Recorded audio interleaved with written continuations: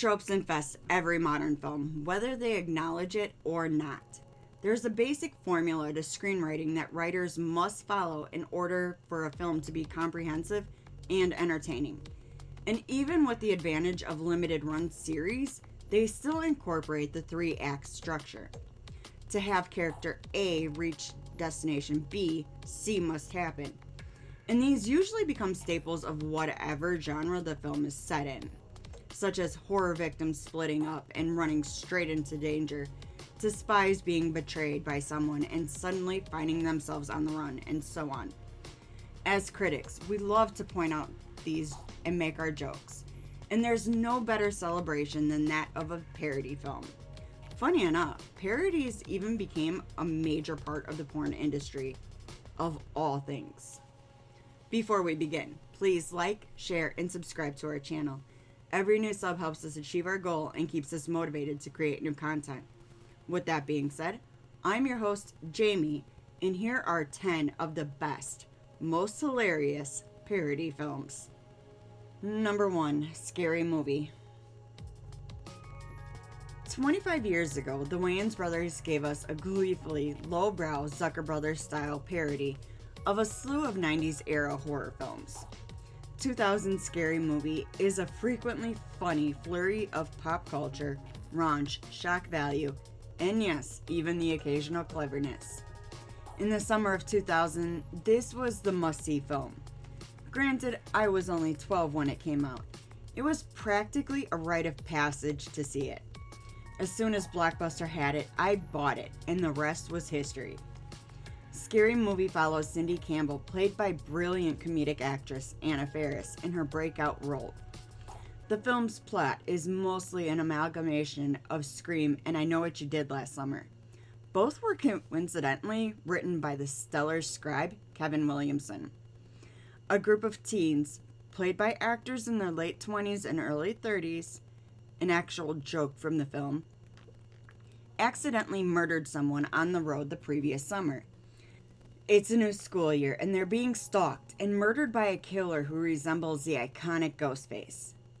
Scary Movie also stars Sean and Marlon Wayans, Regina Hall, Shannon Elizabeth, Dave Sheridan, Lachlan Monroe, John Abrams, Sherry O'Terry, and Kurt Fuller. The ensemble is actually incredible, all with their own unique comic sensibilities. It's a shame that most of them didn't have longer-lived careers. By this point, the Wayans brothers had also perfected jokes they attempted in prior works and really nailed a lot of the slasher movie satire. I appreciate that they knew the films they were spoofing and were fans. So catch Scary Movie on Prime, Google Play, or YouTube. Number 2, Fatal Instinct. 1993's legal comedy Fatal Instinct is a parody of femme fatale films like Basic Instinct and Fatal Attraction. It's definitely in the vein of Zucker Brothers and Jim Abrams films like Airplane and Hot Shots, never really reaching those heights creatively though. That being said, there's plenty of gags, bits, and references that makes for a lighthearted watch. Fatal Instinct also uses some of the plot from films such as Basic Instinct and Fatal Attraction, as well as Body Heat as interviewing subplots. This unfortunately makes the film feel less cohesive and more episodic. Fatal Instinct is also one of the last films comedy legend Carl Reiner would direct, although his acting career would continue until 2019, only a year before he passed at 98. When it comes to lampooning, some of the best aspects of the film lie in the protagonist, Ned Ravine, played superbly by Armand Assante.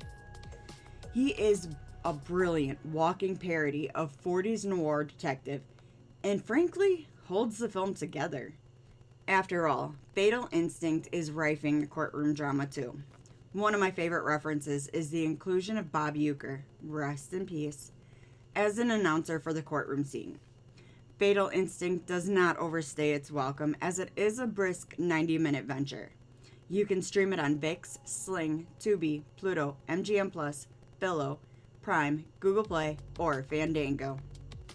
Number 3, not another teen movie. After Scary Movie became the smash hit in summer of 2000, It's no surprise Not Another Teen Movie came soon after in an attempt to capitalize on spoof genre. The film parodies several new, at the time, teen movies including Varsity Blues, Bring It On, 10 Things I Hate About You, and She's All That. It also paid its dues to the characters and archetypes of the John Hughes teen comedies. The name of the high school in the film is John Hughes High. Even 80s icon Molly Ringwald, who stars in many of Hughes' films, made a guest appearance. The plot for Not Another Teen Movie is that stereotypical jock, Jake Weiler, took on a bet from his jock friend, Austin, that he couldn't make any girl into prom queen. In other words, the A-plot is She's All That. Jake is played by Chris Evans long before he wielded Captain America's shield.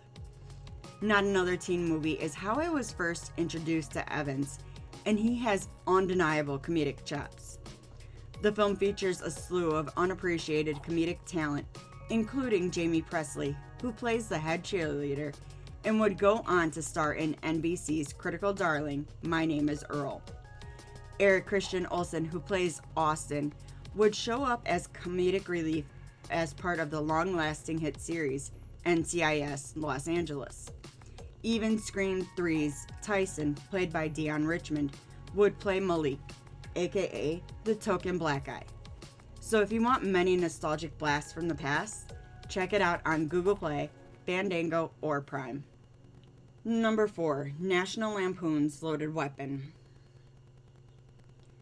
In 1993, National Lampoon released their Lethal Weapon spoof, National Lampoon's Loaded Weapon 1, or simply Loaded Weapon 1. National Lampoon is famous for its comedies like Animal House and the Vacation series, or if you're a millennial, Van Wilder, and was particularly popular in the late 70s through most of the 80s. Loaded Weapon 1 stars Emilio Estevez and Samuel L. Jackson as officers Jack Colt and Wes Luger. Get it? Colt and Luger? They're both weapon brands. Jack and Wes's characters themselves are riffs on Lethal Weapon's Walter Riggs, played by Mel Gibson, and Roger Murtaugh, played by Danny Glover. Loaded Weapon 1 follows Wes on the verge of retirement and takes a case with a young, hot-headed partner, Jack.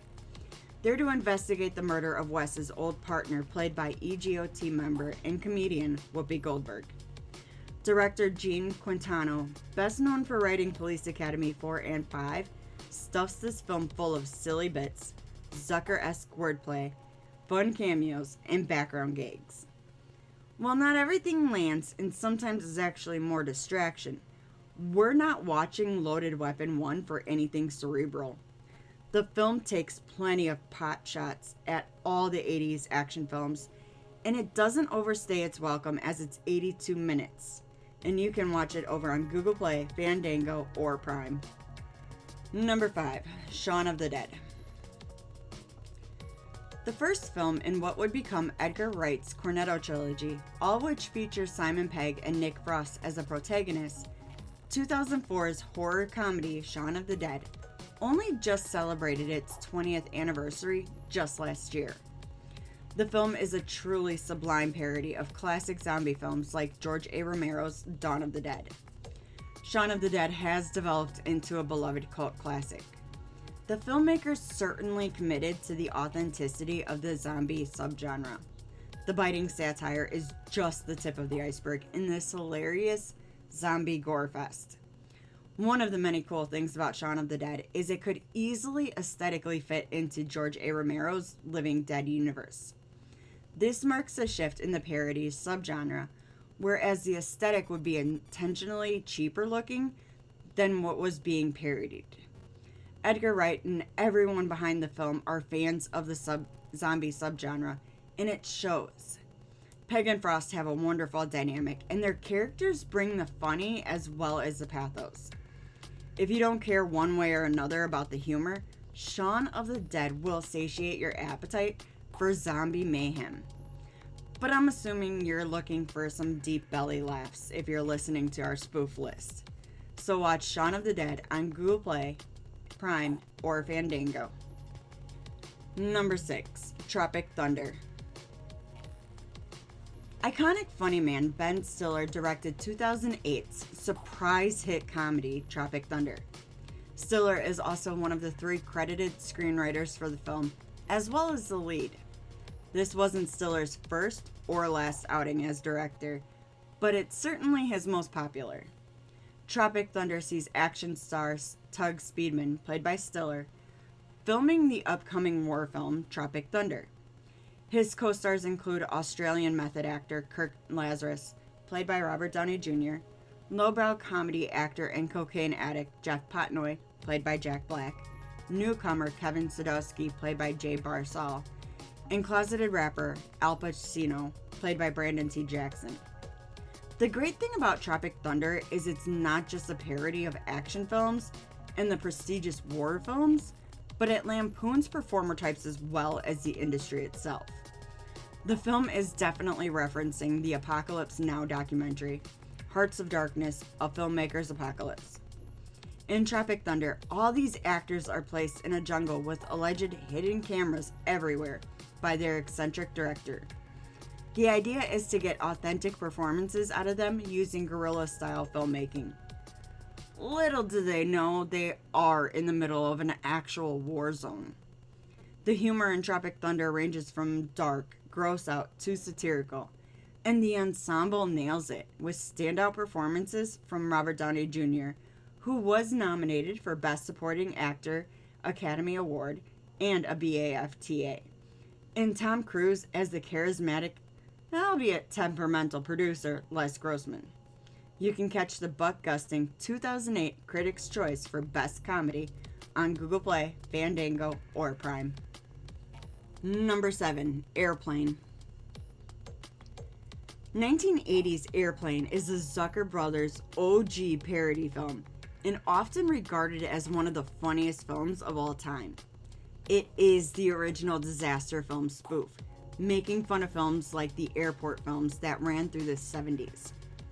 Although Airplane is mostly a direct parody of the black and white 1957 film 0 Hour, which is a good film too, but I can't watch it and take it seriously because I can't not think of Airplane. The film stars Leslie Nielsen, who was primarily known as a serious actor prior to the film. That perhaps is why he has such brilliant comedic timing and can deliver straight-faced, any gut-busting line effortlessly. Another legendary comedic actor, Lloyd Bridges, also stars in the film as a fast-talking air traffic control officer. Airplane's plot is that after almost the entirety of the passengers on the plane get food poisoning, the only one who can land it is a pilot played by Robert Hayes. He suffers PTSD and a literal drinking problem from his time as a fighter pilot in Vietnam War. With that really solid plot, the Zucker Brothers lays on the bits, wordplay, slight gags, slapstick, you name it, in a brilliantly orchestrated comedy. You can catch Airplane on Tubi, Prime, Google Play, or Fandango. Number 8. Spaceballs. With the original Star Wars trilogy having been completed and completely changing cinema and merchandising, it wouldn't be long for the master of parody, Mel Brooks, to come along and lampoon the famous space opera. My parents are pretty big Mel Brooks fans, so I was introduced to his comedy classics early on, which included the likes of Blazing Saddles, History of the World Part 1, and my personal favorite, Young Frankenstein. 1987's Spaceballs is always considered one of Brooks' weaker entries, but has a special place in the millennial's heart as we would have seen it as a child. It was silly and sophomoric enough for us to enjoy, and now carries the weight of nostalgia. Spaceballs is a very good gateway parody film, and Mel Brooks' brilliance still shines through it on occasion. If you ever stumble across this video, Mr. Brooks, we got History of the World Part 2. Now it's time for Spaceballs 2, The Search for Money. Yes, the film even took potshots at George Lucas for his ravenous merchandising. Spaceballs sees scoundrel Lone Star, played by Bill Pullman, rescue Princess Vespa, from the grasp of the Dark Helmet, played by legend Rick Moranis. Seriously though, this man quit his hot acting career after the death of his wife to take care of his children. Legendary actor, legendary man. The late John Candy played Barf the Mog, the Chewbacca riff, half man, half dog, Mog. Now stream the zany Mel Brooks parody over on Tubi, Pluto, MGM Plus, Philo, Prime, Google Play, or Fandango. Number 9. Tucker and Dale vs. Evil. Tucker and Dale vs. Evil's tone is similar to that of Shaun of the Dead or even Piranha 3D. These films' product designs are that of horror films, from the action to the gore, but their scripts are that of a comedy. And comedy is all about subverting expectations. Films like Scream or Cabin of the Woods use satire and have comedic elements. Tucker and Dale vs. Evil is set up like a killer hillbilly horror movie in the veins of the Texas Chainsaw Massacre and The Hills Have Eyes. However, Tucker and Dale vs. Evil's horror aesthetic is merely to emphasize the humor with leads who keep getting into over-the-top situations. The film follows a group of college kids led by Allison going on a camping trip. Allison is played by Katrina Bowden, most known for her playing Suri in NBC's acclaimed hit meta sitcom 30 Rock. The college kids run into two hillbillies, Tucker and Dale. Tucker is played by Alan Tudyk, whose breakout role was Wash in Fox's classic cult sci-fi series, Firefly. Tudyk would also play many iconic roles, including Steve the Pirate in Dodgeball, as well as voice the snarky robot K2S0 in Rogue One. Dale is played by character actor Tyler Labine, who has had many supporting roles in hit films like Rise of the Planet of the Apes and Escape Room. The group of college kids frequently utterly misunderstand their interactions with Tucker and Dale, so they assume they're crazed hillbilly killers. Although, in their defense, the situations are ridiculous textbook horror film happenstances. Tucker and Dale vs. Evil lampoons all sorts of these tropes. The film is a fun, entertaining, gruesome, and even sentimental way to deliver the message not to judge someone or something on the surface level appearances. You can watch it on Sling, Redbox, Amazon Prime, Google Play, or Fandango. Number 10. Don't be a menace while drinking your juice in the hood. 1996's Don't Be a Menace While Drinking Your Juice in the Hood was written by Sean and Marlon Wayans, who would also star as the leads in the film. Are you already toking up to the title? The Wayans brothers, Sean and Marlon, would rise to new career heights, starring in 2000's smash hit Scary Movie. Keenen Ivory Wayans would direct and produce that film, as he also produced Don't Be a Menace. Keenen Ivory Wayans made his directorial debut with his modest blaxploitation parody film, I'm Gonna Get Ya Sucka, in 1988, which also showcased Sean and Marlon in their first feature. The Wayans family would gain mainstream notoriety with their hit sketch comedy series In Living Color. I grew up watching reruns of this show. Don't Be a Menace is a parody of the slew of hood films that came out in the late 80s and early 90s, particularly Menace to Society and Boys in the Hood. The movie plotting is a little too loose, and it is hit and miss, but I got a soft spot for the Wayans brothers in general. There's a lot of great bits, sight gags, and fun nods, including plenty of drug-related humor. Don't Be a Menace is chock-full of this kind of silliness that sometimes the weary soul needs. Although Don't Be a Menace gets pretty lowbrow, even cringe, there is also some sharp satire as well. Because it also functions as a series of skits, you don't need to pay much attention to follow this. However, you can catch it over on Prime. Thanks for checking out the video. Did we leave any films off the list? Let us know in the comments. If you enjoyed the video, please like, share, and subscribe to our channel. Don't forget to tap that bell icon to stay up to date with our latest releases. You can reach out to us on Twitter or X at Studios Fat, or chat with us on Discord, linked below. We're also now on Blue Sky. You can find us at studiosfat.bsky.social, which will also link below. If you're really enjoying our content and want to help support us, click that join button for exclusive content, rewards, and perks. Make sure to check out our very own merch store located at fatninja.shop.